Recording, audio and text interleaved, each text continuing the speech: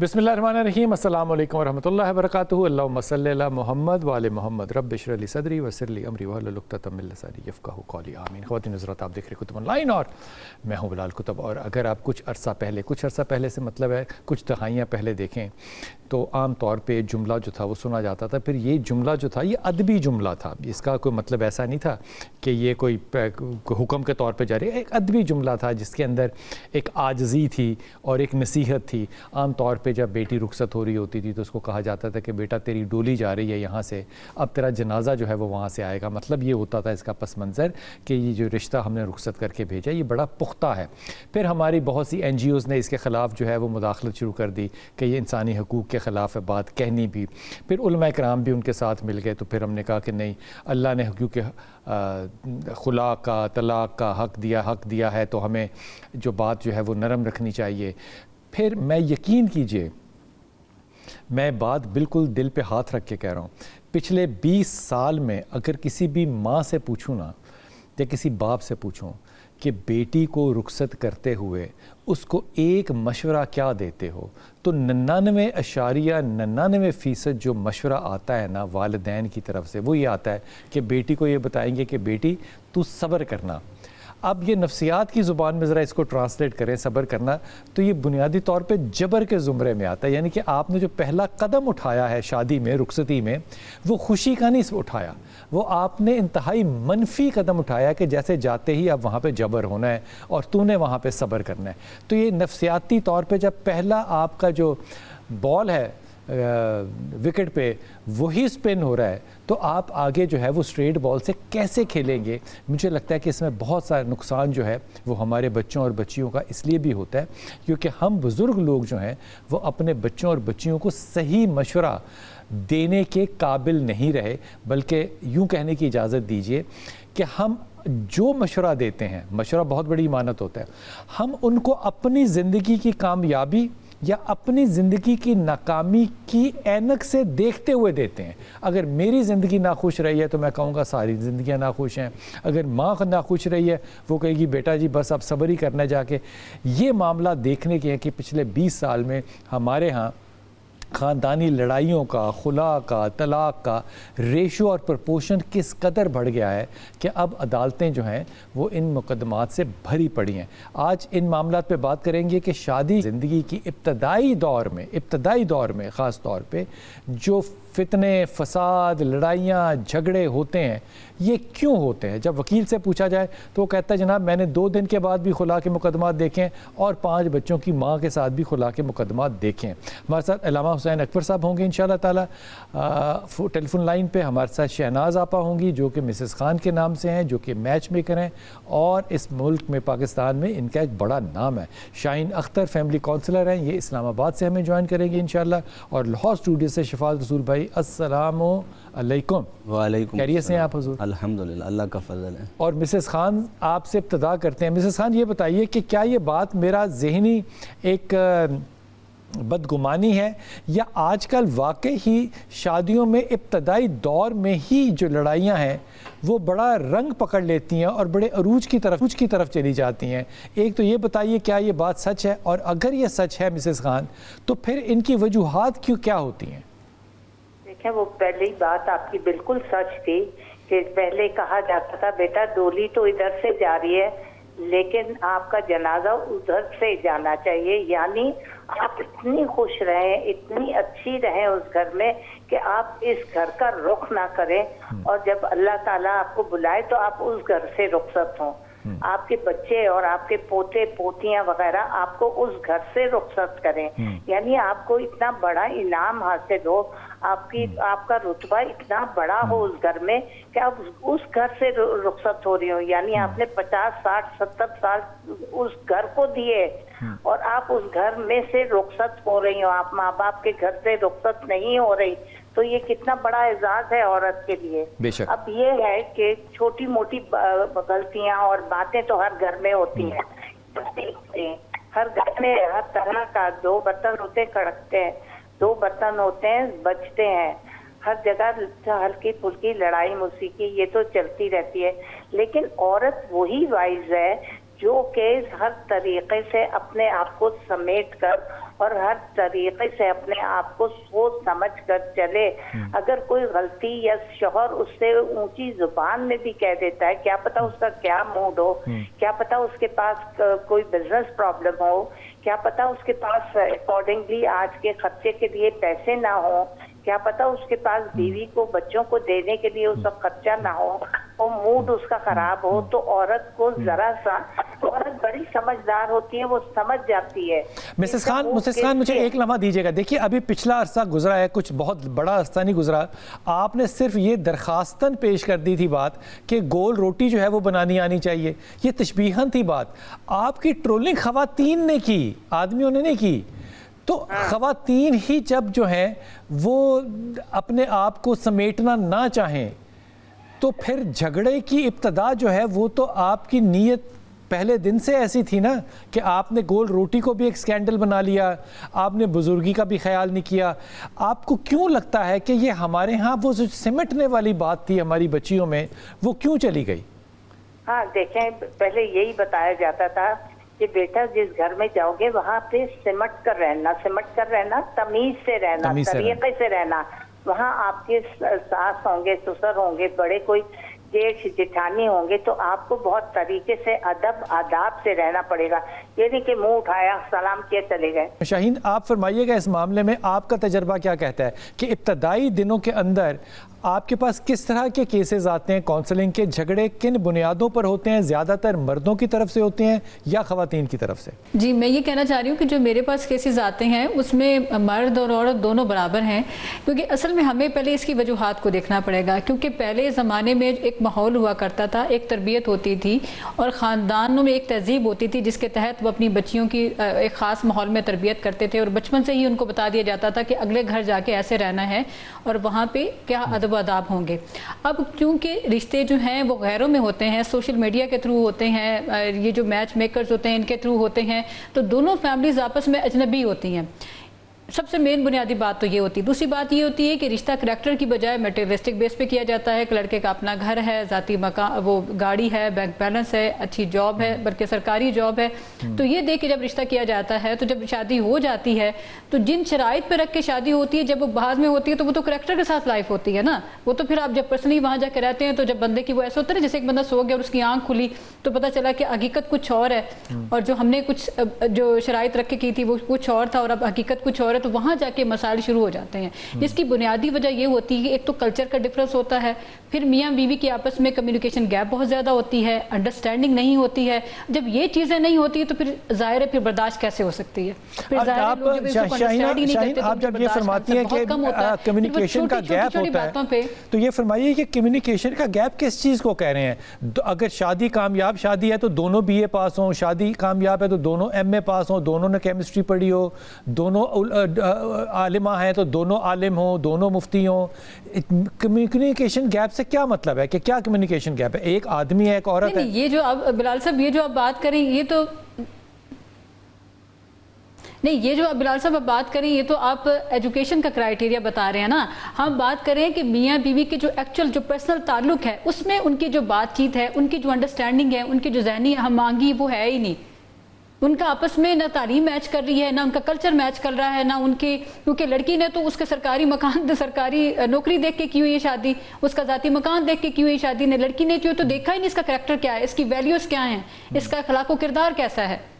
تو ظاہر ہے جب شادی کے بعد جب واسطہ کردار سے پڑتا ہے, اخلاق سے پڑتا ہے, رویوں سے پڑتا ہے, تو پھر لڑکی کو سمجھ آتی ہے کہ میں نے پہلے کچھ سوچا کیا تھا, اب نکلا کیا ہے. تو انڈرسٹینڈنگ بیسکلی وہ ہوتی ہے کہ جو دونوں میاں بیوی کیونکہ ڈفرینٹ بیک گراؤنڈ سے ہوتے ہیں تو ان کی آپس میں وہ کمیونیکیشن نہیں ہوتی, ان کی وہ بات چیت ہوتی ہی نہیں ہے, وہ ذہنی ہم آہنگی ہو ہی نہیں پاتی ہے. ایک تو شروع میں کلچر ڈفرینٹ ہوتا ہے, بیک گراؤنڈ ڈفرینٹ ہوتا ہے, پھر آگے چل کے اگر ہم جائیں جیسے تھوڑا عرصہ گزر گیا 5 سال 10 سال کے بعد جو ہوتی ہیں اس میں یہ ہوتا ہے کہ یہ کیونکہ شروع میں ہی یہ کمیونیکیشن گیپ ذہنی ہم آہنگی ڈیولپ ہی نہیں ہو پائی ہوتی, تو اسی کے اوپر پھر غلط فہمیوں کے, شکوک و شبہات کے اور ان چیزوں کے جنم لینے لگ جاتے ہیں. میں شاہین آپ کے پاس دوبارہ آؤں گا اور میں یہ سمجھنے کی کوشش کروں گا کہ شکوک اور شبہات جو ہیں یہ کیوں پیدا ہو جاتے ہیں. میں شفاعت بھائی کو اس میں لے کر آؤں. شفاعت, تو کمیونیکیشن گیپ ہے نا, تو اس کا مطلب کہ جو بچے بول نہیں سکتے یا جو سن نہیں سکتے, ڈیف ہیں کسی طرح سے, کوئی اللہ تعالیٰ نے, ان کی تو طلاقیں ہوتی نہیں ہیں. آپ نے کبھی سنا ہے کہ ڈیف بچوں کی طلاقیں ہوئی؟ کمیونیکیشن ہی نہیں ہے. سو کمیونیکیشن کا نہ ہونا جو ہے وہ شادی کی کامیابی ہے. یہاں پہ ہم یہ دیکھ رہے ہیں ایز اے کنسلٹنٹ کہ جناب کمیونیکیشن ہونی چاہیے, انڈرسٹینڈنگ ہونی چاہیے. وہ تو ایک بڑا لیول ہے نا. شادیاں کیا کمیونیکیشن پہ, انڈرسٹینڈنگ پہ چلتی ہیں؟ میرا آجزانہ خیال تو یہ تھا, جو کہ اب تبدیل ہو رہا ہے, کہ شادیاں محبت پہ چلتی ہیں, شادیاں عاجزی پہ چلتی ہیں, خاندانی روایات پہ چلتی ہیں. لیکن خاندانی روایات کا ہونا ضروری ہے, ان کی تعلیم کا دینا ضروری ہے. مجھے نہیں لگتا کہ یہ انڈرسٹینڈنگ پہ چل سکتے ہیں. مرد اور عورت کی انڈرسٹینڈنگ تو ایک, ورنہ وہ 29 دن کی میں حدیث آپ کو ہدیۃً کروں رسول پاک صلی اللہ علیہ وسلم کی, تو آپ نے اپنے آپ کو جدا کر لیا. تو وہ ایک مزاج ہے نا جو کہ مختلف ہے. اگر ہم کہیں کہ انڈرسٹینڈنگس چاہیے تو اس کا مطلب کہ وہ جو ڈیٹ سسٹم ہے یورپ کا یا امریکہ کا, ویسٹ کا, ڈیٹ کر کے پہلے آپ پتہ کر لیں کہ آپ انڈرسٹینڈ کرتے ہیں کہ نہیں, پھر تو وہ کامیاب نظام ہے. کیا اس کو رائج کرنا چاہتے ہیں؟ وہاں بھی کامیاب نہیں ہے, جہاں بہت کمپیریٹیولی زیادہ کامیاب ہے. وہاں بھی بہت ریشو ہے طلاقوں کا, جی بہت زیادہ. اور میں اس پر بڑا حیران ہوا جب میں نے وہاں پوچھا, انہوں نے مجھے اسباب بتائے. بات آپ کی ٹھیک ہے کہ رشتے چلتے ہیں محبت اور پیار سے, اور محبت و پیار باقی رہتا ہے سچائی سے. اگر آپ شادی سے پہلے اپنے بیٹے کو جس طرح پورٹریٹ کر رہے ہیں کہ وہ اتنا پڑھا لکھا, اتنی اس کی تنخواہ, یہ اس کے پاس ہے, یہ اس کے پاس نہیں ہے, جب ایک بچی اس ذہن کے ساتھ جب اس گھر میں آئے گی اور آگے سارا فراڈ اور جھوٹ نکلے, تو اس کے ذہن کو سب سے پہلا تو یہی صدمہ ہوتا ہے نا. یہ صدمہ بہت کم ہے شادیوں کی لڑائیوں کی وجہ. آج کل بہت زیادہ ہے یہ, کیونکہ ہم تو پبلک ڈیلنگ میں بیٹھے ہوئے ہیں. جی. لوگ روزانہ دو چار مسائل ایسے آتے ہیں, اور اس میں سب سے جو زیادہ آپ جس کو شامل کریں وہ یہی ہے کہ ماں باپ آؤٹ آف فیملی شادی کرتے ہیں. فیملی میں تو پتہ ہوتا ہے نا کہ یہ بچہ کیا کر رہا ہے, کتنا کماتا ہے, کتنا نہیں کماتا. جب آپ آؤٹ آف فیملی کریں گے شادی, تو مسائل کا جو حل ہے وہ ان فیملی شادی کرنا ہوا. ان فیملی کے ساتھ ساتھ سچائی بڑی ضروری ہے. میرے آقا تو آؤٹ آف فیملی بھی سچے ہو سکتے ہیں لوگ.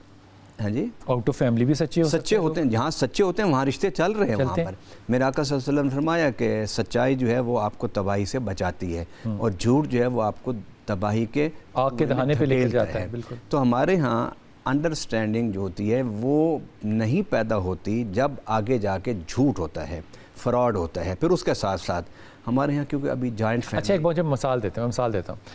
ایک لڑکے نے کہا کہ جناب میری جو سیلری ہے وہ 50,000 روپیہ مہینہ ہے, شادی کر لیں. اس نے شادی کر لی لڑکی نے, اب اس کی جو سیلری تھی وہ 50 لاکھ روپیہ مہینہ نکلی. کیا یہ جھوٹ ہے؟ ہے تو یہ بھی جھوٹ, لیکن یہاں طلاق اور یہاں لڑائی کیوں؟ یہ خوش کن جھوٹ ہے نا. دیکھیں نا, کمال بات نہیں کر دی آپ نے کہ سود کو آپ نے بینکاری کو اسلامی بینکنگ کا نام دے کے آپ نے کہا جی ٹھیک ہو گئی. خوش کن جھوٹ ہے نا حضور. ایک جھوٹ تو جھوٹ ہے نا, خوشحالی تو ہے نا.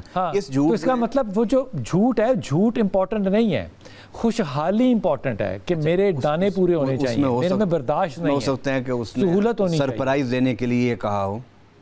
اب آپ جھوٹ کو جسٹیفائی نہیں کرنا. جسٹیفائی نہیں. میں نے کہ دیکھیے ایک 50,000 لینے والا 25,000 لے رہا ہے, تو اس سے اس کے یہاں نقصان ہے, معاشی حالات پر اثر پڑے گا. تو شادیاں معاشی حالات کی وجہ سے آج کل ٹوٹ رہی ہیں. دیکھیں بالکل ٹوٹتی ہیں. اچھا, آج سے 20 سال پہلے دیکھیں تو معاشی حالات ہمارے زیادہ غریب تھے. لیکن سادگی تھی اس وقت. آج سادگی بھی تو ختم ہو گئی نا. پہلے کتنے گھروں میں گاڑیاں ہوتی تھیں. آپ 25 سال پہلے چلے جائیں, 30 سال پہلے چلے جائیں, گاڑیاں بہت کم گھروں میں نظر آتی تھی. آج ایک تو یہ بھی ٹرینڈ, ایک گھر میں 4 اب ایک گھر میں 4 گاڑی ہیں. تھوڑا سا ہمارا رہن سہن بھی بدل گیا. کتنے گھروں میں AC. اس کا مطلب وہ جو ہمارے ہاں جو اس وقت پرابلم ہے میرج کا, ایک ینگسٹرز کی میرج کا, وہ بنیادی طور پہ مٹیریل ہے, مال ہے, سہولت ہے. مٹیریل سہولت ہو تو انڈرسٹینڈنگ ہے, غربت ہو تو انڈرسٹینڈنگ نہیں. کیونکہ ہم خواب یہ دکھاتے ہیں نا بچیوں کو کہ یہ آپ کو سہولت ہے, یہ گھر اس لیے آپ پریفر کریں کہ اچھے لوگ ہیں, گاڑی ہے, پیسہ ہے, AC ہے, کھانا پینا فراخ ہے, پہننا آپ جو چاہیں پہن لیں گی, ٹریولنگ آپ کریں گی, سیر کریں گی آپ. جب آپ یہ چیزیں دکھا کے بچیوں کو شادی کریں گی, اور پھر آج کی نسبت کل کی نسبت, یہ کون کرتا ہے؟ ایسے ہی ہوتا ہے نا. آپ نے شادی کرنی ہے, ٹورزم کا دفتر تھوڑی کھولنا ہے. ٹورزم کا دفتر نہیں, بچوں کو آج ایک مزاج ہے, اگر 2 دن 3 دن آپ بچوں کو گھر سے باہر نہیں لے کے جاتے نا, تو بچے آپ سے شکوہ کرتے ہیں کہ پاپا ہم تو گھر میں بیٹھے ہوئے ہیں, ہمیں کہیں باہر لے جاؤ, ہمارا سانس گھٹ رہا ہے. آپ بھی گھر میں اسی سوسائٹی میں رہتے ہیں, ہم بھی اسی سوسائٹی میں رہتے ہیں کہ بچوں کو لے کے نکلنا پڑتا ہے. اچھا, اب ایک تو وہ سادگی ختم ہو گئی نا.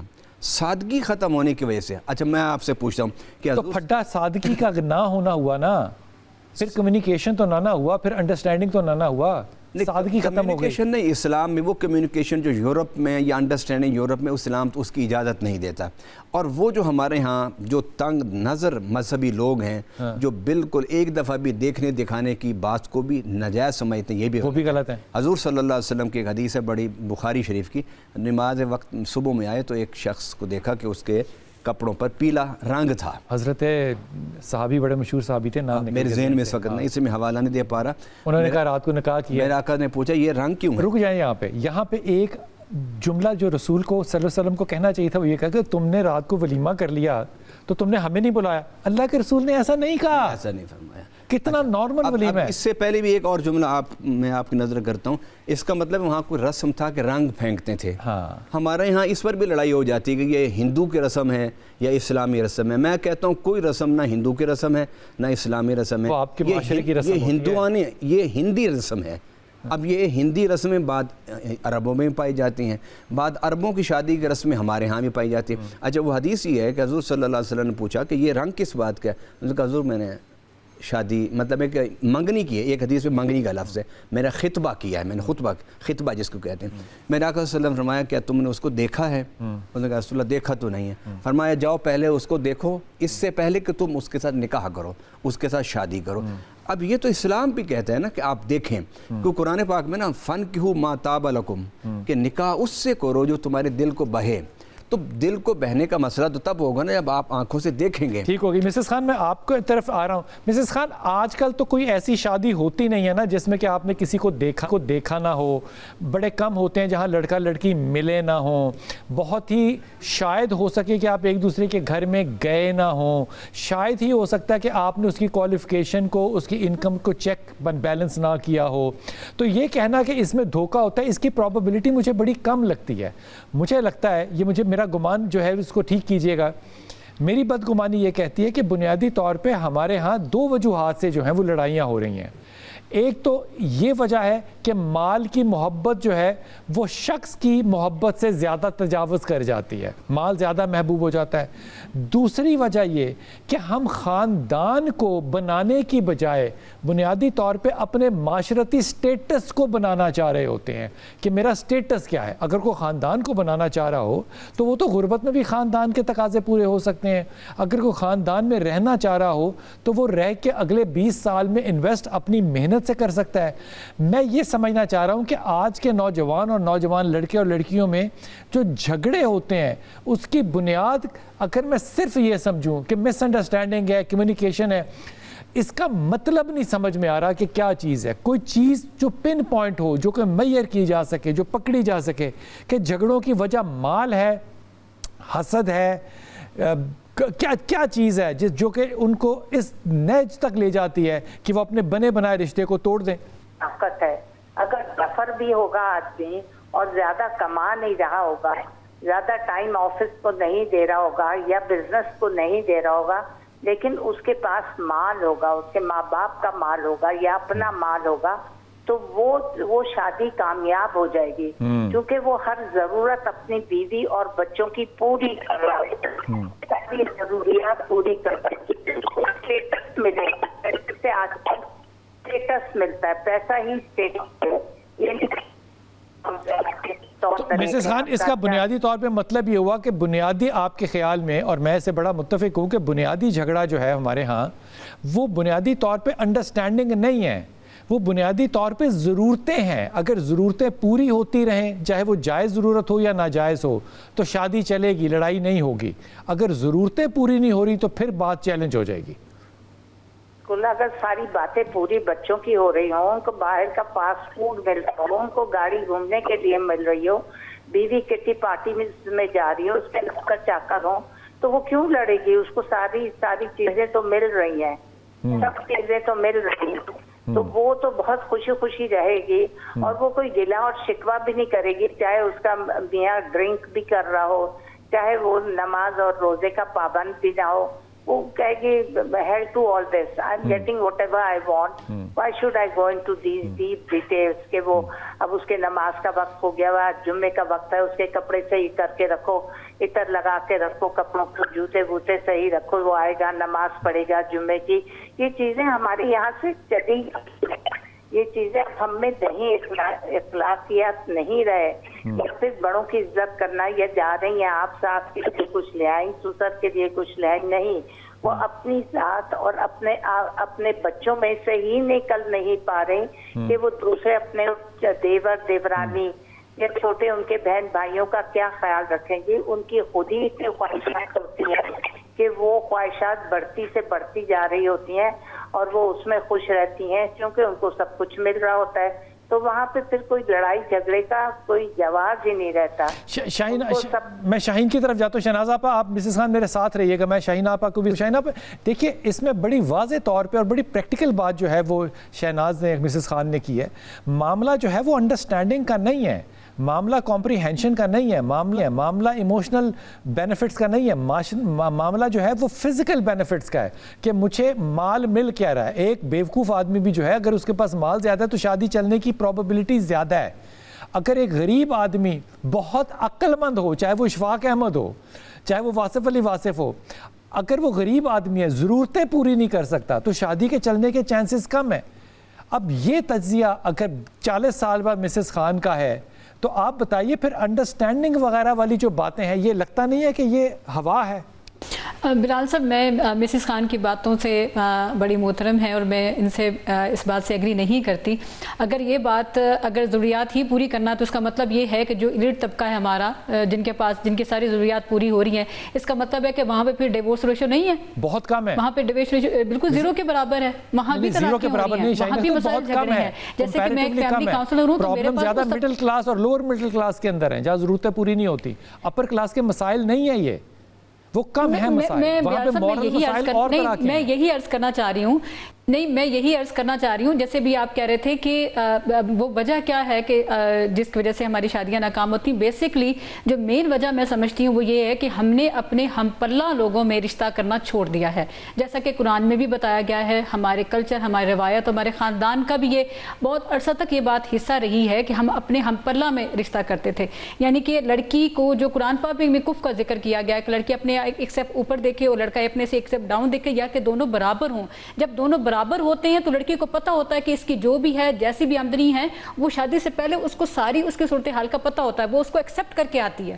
ابھی جیسے آپ نے کہا تو پرابلم تو پھر یہ مٹیریل ہوا نا، سیلری ہوئی نا، انکم ہوا نا. شاہین اختر، پھر مسائل انڈرسٹینڈنگ کے تو نہ ہوئے. وقفہ لوں گا، واپس آؤں گا پھر مہمانوں سے. وہ اس معاملے پہ ضرور سوچے کہ ہماروں کے جھگڑوں کا، خاندانوں کے ٹوٹنے کا مسئلہ انڈرسٹینڈنگ ہے یا ہمارے ہاں مسئلہ جو ہے وہ مال اور دولت کی فراوانی کا نہ ہونا ہے. غربا میں طلاق کا ریشو، مڈل کلاس میں طلاق کا ریشو، اپر مڈل کلاس میں طلاق کا ریشو کمپیریٹیولی کہیں زیادہ ہے compare to elite classes. Elite classes میں یہ واقعہ اسٹیٹسٹکلی بہت کم ہے. تو ہمارے ہاں کیا ہم اس بات کو ڈینائی کر رہے ہیں کہ ہمارے ہاں جو ہمارے بچے طلاقوں میں اور لڑائیوں اور جھگڑوں میں جا رہے ہیں بنیادی طور پہ یہ مال پرست ہے؟ اس لیے وقفہ لیجیے، واپس آتے ہیں.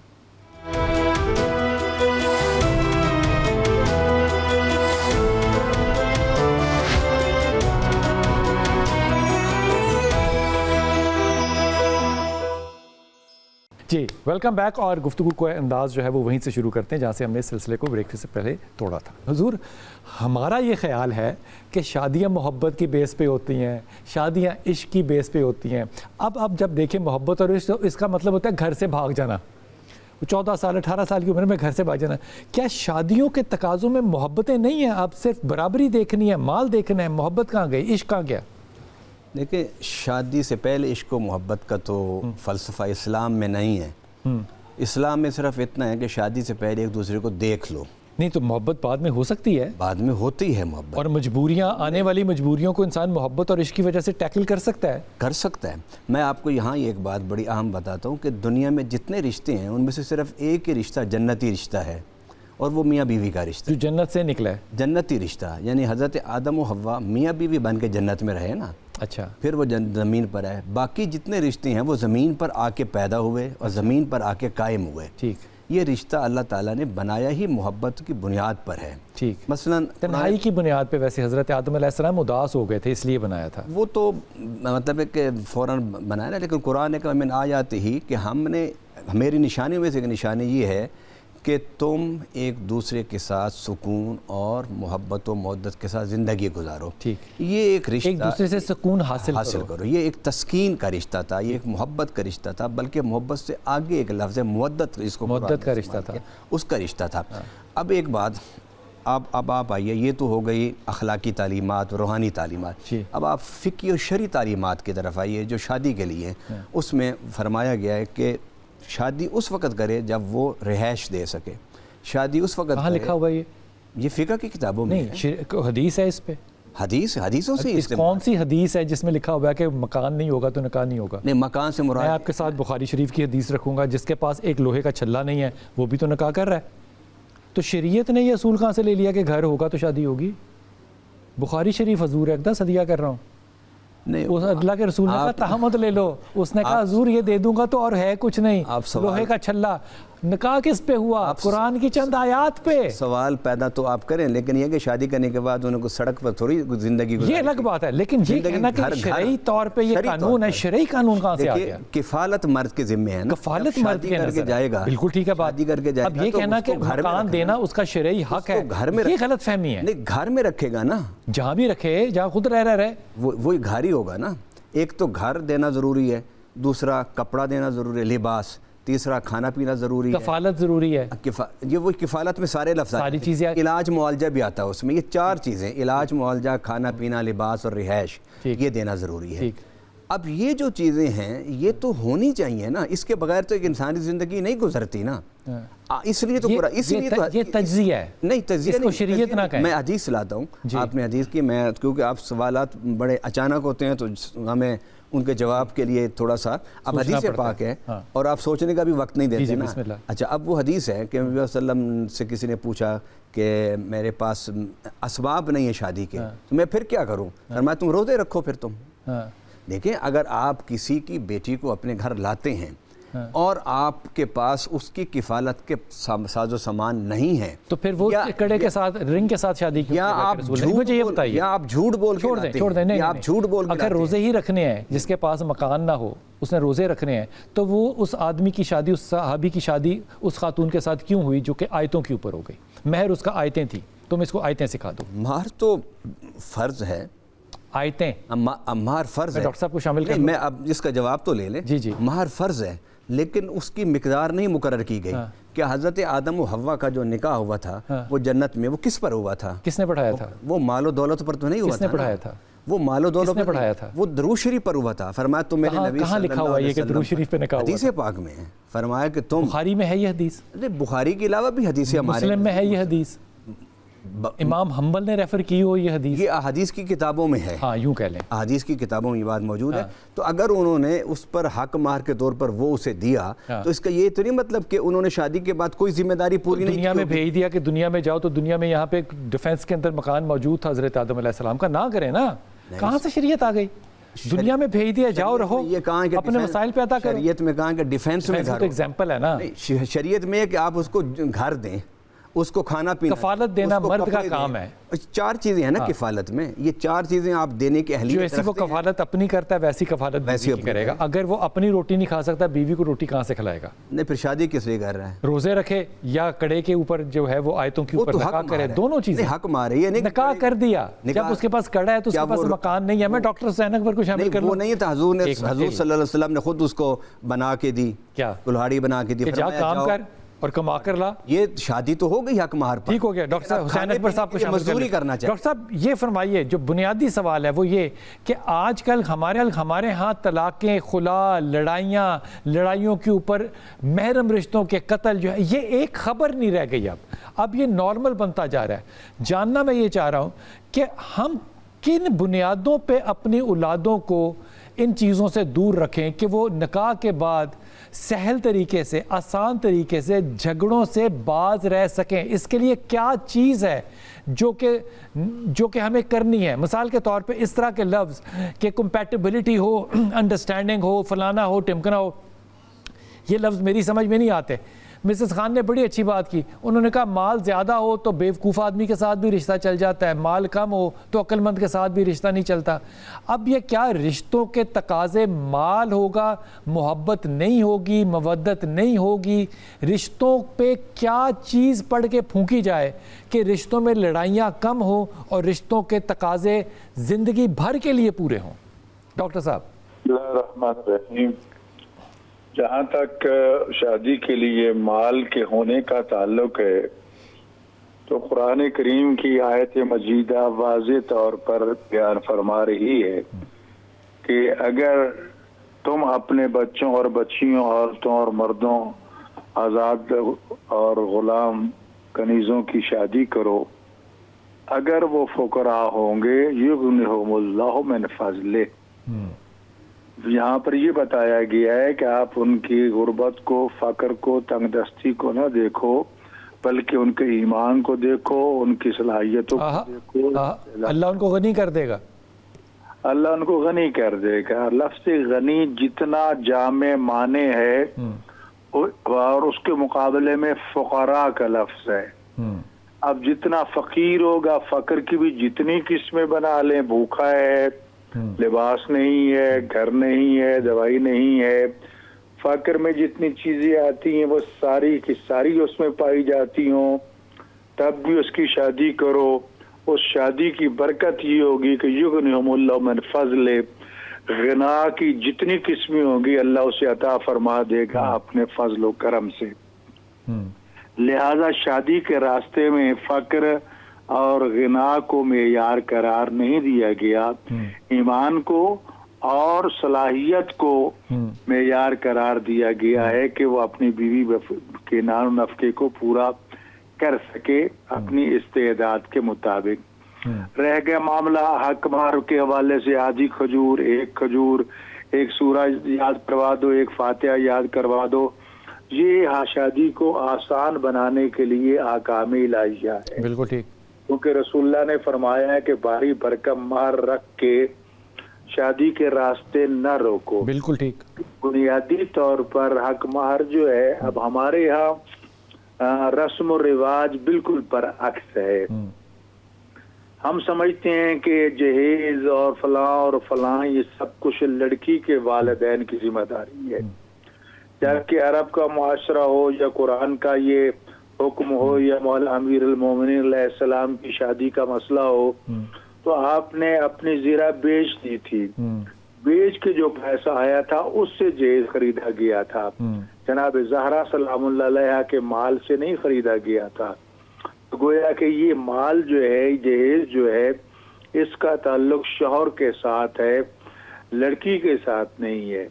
ہم نے ہندوانی رسم رواج کو معیار بنا کے یہ الا بلا ساری لڑکی کے والدین کے گلے میں ڈالتی ہے۔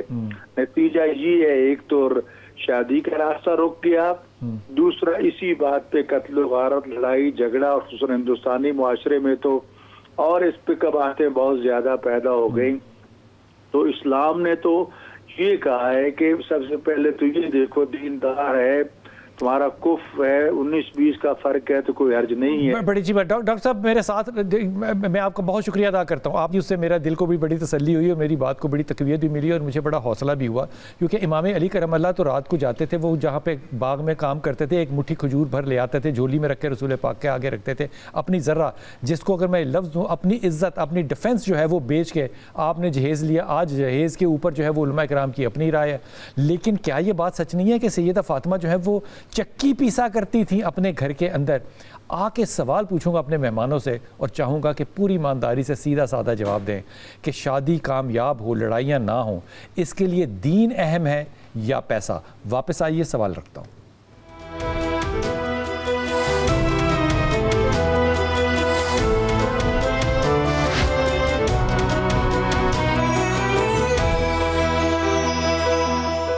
بسم اللہ الرحمن الرحیم۔ شاہین اختر ہمارے ساتھ ہے۔ شاہین اختر، یہ فرمائیے کہ واقعی ایمانداری سے اگر چوائس لینی ہو، میں نے نہیں، کسی نے بھی چوائس ہمارے بچے نے لینی ہو، تو چوائس کے طور پہ آج وہ دین کو سلیکٹ کرے گا پریورٹی کے طور پہ یا پیسے کو کرے گا؟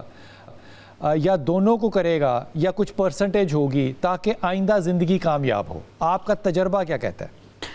جی میرا تجربہ بھی یہی کہتا ہے کہ سب سے تو پہلے دین ہے، اور اس کے بعد دین نے بھی یہی احکامات دیے ہیں کہ اگر آپ کا پیسہ ہے، یہ محبت ہے شاہین اختر، یہ محبت ہے ہماری، یہ عقیدت ہے ہماری، پریکٹیکلی ایسا آپ کو نظر آ رہا ہے کہیں؟ نہیں بالکل بھی نہیں آ رہا. یہی تو میں پہلے بھی کہنا چاہ رہی تھی کہ کیونکہ یہ جو مسئلے ہیں یہ تو میں تو مڈل کلاس کے ہی، لیکن پی تو مڈل کلاس ہی ہوئی ہے نا. ایلیٹ کلاس کے تو آلریڈی ساری چیزیں ڈیسائیڈڈ ہوتی ہیں، لیکن مسئلہ یہی ہے کہ ایلیٹ کلاس میں بھی اسی طرح کے پرابلم ہے. وہاں تو پیسہ بھی ہے، وہاں تو ضرورتیں بھی پوری ہو رہی ہیں، لیکن ان کے درمیان پھر بھی وہ انڈرسٹینڈنگ نہیں ہے. کتنے میرے پاس فیملی کاؤنسلنگ کے لیے ایسے کیسز آتے ہیں کہ وہ کہتے ہیں کہ پیسہ تو بہت ہے، گاڑیاں بھی 4 ہیں، لیکن میرا میاں مجھے ٹائم ہی نہیں دیتا. میری بات کو جو میں کہتی ہوں اس بات کو ہی انڈرسٹینڈ نہیں کرتا. وہ شام کو دیر سے گھر آتا ہے، صبح جلدی چلا جاتا ہے. میں جو کہتی ہوں میری ضرورتوں کو نہیں سمجھتا، میری ایموشنز کو نہیں سمجھتا، میری فیلنگز کو نہیں سمجھتا، تو پھر پیسہ کہاں جاتا ہے؟ شاہین مجھے ایمانداری سے بات بتائیے گا، میں یہ بڑی سنجیدگی سے سوال کر رہا ہوں، میرے پاس ہر لیول کے کیسز آتے ہیں. ایک آدمی جو ہے وہ سائیکائٹرسٹ ہوتا ہے یا سائیکالوجسٹ ہوتا ہے کہ بیوی اس بات پہ اعتراض کرے کہ یہ میری ایموشنز کو نہیں سمجھتا؟ یہ کون سی کتاب ہے؟ دیکھیے سائیکیٹرسٹ اور سائیکالوجسٹ ہر انسان اپنے رشتے میں، ہر انسان سائیکالوجسٹ بھی ہوتا ہے اور سائیکیٹرسٹ بھی ہوتا ہے. کیونکہ جب آپ ایک رشتے میں رہ رہے ہیں تو آپ کو پتہ ہونا چاہیے کہ جو آپ کا ساتھی ہے، آپ کا جو پارٹنر ہے، اس کا موڈ اور مزاج کیا ہے. جب تک آپ وہی میں بات کہہ رہی ہوں کہ جب تک آپ ایک دوسرے کو انڈرسٹینڈ نہیں کریں گے، آپ ایک دوسرے کی پوزیشن کو کیسے انڈرسٹینڈ کر سکیں گے؟ کیا چیز ہوتی ہے جس کو انڈرسٹینڈ کرنا ہوتا ہے؟ شاہین مجھے ایک جملے میں بتائیے وہ کیا چیز ہوتی ہے. مجھے 5 چیزیں بتائیے جس کو آدمی کو انڈرسٹینڈ کرنا پڑتا ہے کامیاب زندگی کے لیے. کیا چیزیں انڈرسٹینڈ کرنی پڑتی ہیں؟ کہ جی سب سے پہلے تو یہی ہے نا کہ ایک دونوں کی مزاج شناسی ہونی چاہیے. مزاج شناسی ہوگی تو ان کی انڈرسٹینڈنگ ہوگی تو ٹرسٹ ڈیولپ ہوگا. جب ٹرسٹ ڈیولپ ہوگا تو پھر آپ میں برداشت بھی ہوگی، پھر آپ پہ محبت بھی ایسے تھوڑی ہو جاتی ہے، وہ رات چلتے تھوڑی ہے. یہ ایک رشتے میں رہ رہے ہیں بھائی، ایک رشتے میں رہتے ہوئے ایک دوسرے کو سمجھنا، انڈرسٹینڈنگ بہت زیادہ ضروری ہے. اب اس میں خود اپنا بھی ایک جواب رکھا ہوا ہے جو میں نے سینے میں چھپا کے رکھا ہوا ہے. سوال یہ ہے کہ جناب اگر پیسہ اور دین، سوال کا جواب سینے میں رکھا، نہیں وہ میں نے سینے میں دفن کیا ہوا ہے، آپ کے سامنے نہیں بھی کھولوں گا. ان دونوں میں سے آج کی یوتھ تجربے میں، ایز اے اسکالر نہیں، ایز اے امام نہیں، ایز اے ریلیجس پرسن نہیں، آپ کو تجربے میں کیا لگتا ہے کہ ہماری یوتھ کیا چوز کرے گی؟ پیسہ چوز کرے گی یا دین چوز کرے گی؟ پیسہ چوز کرے گی. اور یہ بھی دین کے خلاف نہیں ہے. دیکھو قرآن پاک میں نا ربنا آتنا فی الدنیا حسنہ وفی الآخرۃ حسنہ، اللہ مجھے دنیا میں دین کے کم ہونے پہ طلاق نہیں ہوتی، پیسے کے کم ہونے پہ طلاق ہو جاتی ہے. نہیں میں کہتا ہوں دین اور پیسہ کو متضاد چیزیں نہیں. دین کے زیادہ ہونے پہ طلاق نہیں ہوتی. دین سمجھتے آپ کہہ کس کو رہے ہیں؟ دین ایک نظام زندگی ہے نا، ایک نظام زندگی جو اللہ نے دی ہے. اس نظام زندگی میں ہی پیسے کو بڑی اہمیت دی گئی ہے. اچھا مثلا جس طرح میں نے عرض کیا ربنا آتنا فی الدنیا حسنہ فی الآخرۃ حسنہ. اچھا وہ جو ابھی مجھ سے پہلے وہ بتا رہے تھے آیت قرآن پاک کی، اب اس میں صحابہ کے پاس جو صحابہ رسول پاک صلی اللہ علیہ وسلم کے حجرے کے ساتھ رہتے تھے اس چھوٹی سی پہاڑی پہ صف پہ، کیا وہ انہیپیلی میرڈ تھے معاذ اللہ؟ اس وقت کا آپ کلچر اور رہن سہن بھی تو دیکھیے نا کیا تھا نا. کیا تھا؟ اور وہ جس طرح وہ صحابی صفہ پر رہتے تھے تو خواتین تو نہیں رہ رہی تھیں نا وہاں پہ، تو ان کے ساتھ راضی خوشی کیسے رہ سکتے تھے؟ وہ ان میں سے اکثر تو ان میرڈ تھے. جو میرڈ تھے جب میرڈ تھے ان کی طلاق کا ایک واقعہ نہیں ملتا. طلاق کے واقعات ہیں، صحابہ میں بھی ہیں، صحابیات میں اصحاب صف کی بات کر رہا ہوں. اصحاب صف میں سے مجھے ایک صحابی کا بتائیے جس نے غربت کی وجہ سے طلاق لی ہو. مجھے تو پہلے یہ دیکھنا ہوگا ان میں سے کتنوں نے شادی کی ہے، پھر میں آپ کو طلاق بتاؤں گا نا. اچھا اب دیکھیے قرآن پاک کی جو آیت پیش کر رہے تھے وہ بڑی ٹھیک ہے، مال برا نہیں ہے، وہ ٹھیک ہے، لیکن اس کے ساتھ سوال یہ نہیں ہے مال برا نہیں ہے. ساتھ میں حضرت عثمان کے پاس بڑا مال تھا، سیدہ خدیجہ کے پاس بڑا مال تھا، مال برا نہیں ہے. کون کہہ رہا ہے کہ مال برا نہیں ہے؟ معاملہ یہ ہے کہ ڈیسیژن کے اوپر جو ڈیسائیڈنگ فیکٹر ہوگا وہ کیا ہوگا. دیکھیے دنیا فضائل کے ساتھ نہیں گزرتی، آپ نے گول مول کر کے نا مجھے گھما دینا ہے. وسائل کے ساتھ گزرتی ہے. کس کے ساتھ؟ وسائل کے ساتھ. الدنیا بالوسائل لا بالفضائل. تو اللہ کہتا ہے کہ تم شادی کر لو گے وسائل نہیں ہوں گے تو میں غنی کر دوں گا. پھر یہاں پہ اللہ پہ یقین نہ ہوا. آپ اگر تعریف کریں، میں اور آپ خود ہی اگر ہمارے سامنے کوئی ایسا رشتہ آ جائے، یہ بہت نیک ہے، نمازی ہے، ہر وقت مسجد میں بیٹھا رہتا ہے، اذانیں دیتا ہے، صفائیاں مسجد میں بیٹھا رہتا ہے، یہ فضائل ہے نا. یہ فضائل نہیں ہے، یہ دین کے فضائل ہے نا. مسجد میں نوکری نہیں کرتا تو گھر پہ ہم بھی اس کو رشتہ نہیں دیں گے. کیوں نہیں دیں گے؟ اس لیے نہیں دیں گے کہ یہ چیزیں نہیں شادی کے لیے ضروری. شادی کے لیے ضروری ہے کہ آپ کے پاس حق مہر ہو اور بعد میں زندگی گزارنے کے لیے وسائل ہوں. آپ مولا علی کی شادی کا آپ حوالہ دے رہے تھے بی بی سیدہ کائنات کا. کیا جب حضور صلی اللہ علیہ وسلم نے پوچھا کہ تم جو شادی کر کے لے جاؤ گے کہاں لے جاؤ گے؟ صحابی نے کسی نے گھر دیا تھا, گھر دے دیا تھا نا. تو گھر نہیں دیا تھا, کمرہ دیا تھا. وہی کمرے ہی گھر ہوتے تھے وہاں پر. وہ بڑے بڑے لان اور بڑے بڑے یہ وہ تو چیزیں نہیں ہوتے تھے نا اس زمانے میں. اس زمانے میں ایک جھوپڑا وہی گھر ہوتا تھا. تو حضور صلی اللہ علیہ وسلم نے کہا گھر, تو صحابی نے ایک نے گھر دے دیا. میں دے دیتا ہوں. اچھا حق مہر کی بات آئی, آپ نے اپنی وہ بیچ دی, زرہ بیچ دی. یہ حق مہر تھا, وہ حق مہر تھا. اچھا اچھا, وہ حق مہر تھا. اچھا پھر اس کے بعد حق مہر تھا, پھر اس کے بعد نبی صلی اللہ علیہ وسلم نے حق مہر تھا, پکی بات ہے. حق مہر مولا علی نے جہیز نہیں تھا, کیونکہ پچھلی دفعہ آپ لوگوں نے بتایا تھا کہ یہ جہیز تھا. جہیز وہ تھا جو رسول اللہ صلی اللہ علیہ وسلم نے کچھ سامان دیا تھا. کون سا؟ آپ نے کچھ سامان دیا تھا حضرت. وہ تو رسول پاک صلی اللہ علیہ وسلم نے حضرت علی کی وہ ذرا کے بیچی ہوئی پیسوں سے لے کر دیا تھا. لیکن دوسری طرف ہم بھی یہ آپ یہاں کہیں حق مہر کہہ رہے ہیں, پہلے آپ لوگوں نے بتایا تھا کہ حضور صلی اللہ علیہ وسلم نے حضرت علی کو پالا تھا, اس لیے جو کچھ دیا وہ بحیثیت داماد کے نہیں دیا, وہ بحیثیت بیٹے کے دیا آپ کو. لیکن دیا حضور صلی اللہ علیہ وسلم نے, اس لیے ہم حق مہر کو حرام نہیں کہہ سکتے. لیکن اس کا مطالبہ حق مہر جہیز کو حرام ناجائز نہیں کہہ سکتے. اس کا مطالبہ غلط ہے. اگر کوئی باپ اپنی بیٹی کو کچھ دینا چاہتا ہے, اپنی بیٹی سے محبت میں تو کوئی حرج نہیں. میں آپ کی اس بات نے شادی رکوا دی ہے. میں اس پر برا نہیں کہتے اس کو. کیوں نہیں برا کہتے؟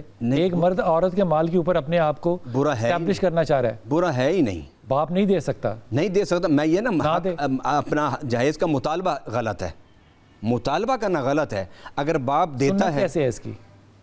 ہر کام سنت ہونا ضروری بھی نہیں ہوتا. تو آپ حلال حرام کی بات نہ کریں. پھر میں حلال حرام کی نہیں کر رہا, میں یہ کہہ رہا ہوں کہ اخلاقی طور پہ شریعت نے بھی یہ شرط رکھی ہے مثلا کہ اگر آپ روزہ نکاح شادی نہیں کر سکتے آزاد عورت سے اپنے ہم کف میں, تو باندھی تھی, فرمایا ان سے کر لو, اس لیے کہ ان کا حق مہر نہیں ہے. ان کا حق مہر اگر ہے بھی سی تو بہت تھوڑا ہے. اب یہ آپ نے نیا چیپٹر کھول دیا, باندھیوں سے شادی ہو سکتی ہے. باندھی شادی وہ قرآن میں ہے نا. میں اس لیے تو میں جو انہوں نے آیت پڑھی ہے میں اس کا بیک گراؤنڈ بیان کر رہا ہوں نا.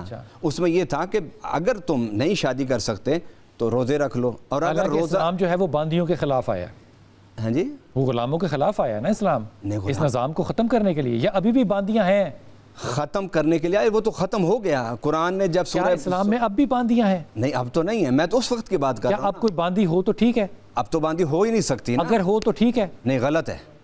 تو پھر آپ باندیوں کو جسٹیفائی کیوں کر رہے ہیں؟ میں باندی کو جسٹیفائی نہیں, میں یہ بتا رہا ہوں کہ استطاعت ضروری ہے. اگر آپ آزاد عورت کی اس زمانے اللہ کہتا ہے استطاعت نہیں ہے تو میں غنی کر دوں گا. اللہ کی بات پہ کیوں یقین نہیں ہے؟ نہیں, اس آیت کا مطلب یہ ہے کہ آپ صرف ساری خوبیاں موجود ہوں اس میں, صرف یہ دیکھیں کہ یہ فقیر ہے. فقیر کا معنی یہ نہیں ہے کہ وہ کوئی کھلا پلا نہیں سکتا. فقیر کا معنی یہ ہے کہ وہ اس کے ہاں خوشحالی نہیں ہے. آپ خوشحالی کو دیکھ کے, دین کا ہونا خوشحالی نہیں ہے, مال کا ہونا خوشحالی ہے. مالی خوشحالی کا تعلق تو مال کے ساتھ ہوتا ہے نا, تقوی کے ساتھ تو خوشحالی کا تعلق نہیں ہوتا. تقوی ایک الگ چیز ہے, خوشحالی ایک الگ چیز ہے. حضور بڑی مہربانی, انشاءاللہ اس بحث کو جاری رکھیں گے. تمام مہمانوں کا بہت شکریہ. لیکن ایک بات سٹیٹسٹکلی آپ کو بتا رہا ہوں کہ آپ نے اپنے قریب دیکھ لیجئے گا, اور یہ میں بات تنزن نہیں کہہ رہا, بالکل ایمانداری سے کہہ رہا ہوں کہ جتنی بھی ہماری دیندار بچیاں مدارس کی ہیں, ان کی سٹیٹس کٹھی کر لیں مدارس سے یا عدالتوں سے, آپ کو ان کی طلاقیں نہ ہونے کے برابر کیوں ملتی ہیں. ہمارے ہاں ڈیورسز یا لڑائیاں ان کے ہاں کیوں ملتی ہیں جو کہ کمپیریٹیولی انورٹڈ کاما میں کہہ رہا ہوں سیکولر ایجوکیشن, انڈرسٹینڈنگ, کمپیٹیبلٹی اور مال کی طرف جا رہے ہیں. یہ ساری چیزیں ان کے ہاں کیوں نہیں لگ رہی؟ یہ سٹڈی ہے جو کہ ہمیں کرنی چاہیے, کیونکہ ان کے ہاں میری ذاتی رائے ہے کہ پریورٹی دین تھا, مال نہیں تھا. ان کو اس بات پہ یقین تھا کہ اللہ غنی کر دے گا, پھر اللہ غنی کر دیتا ہے.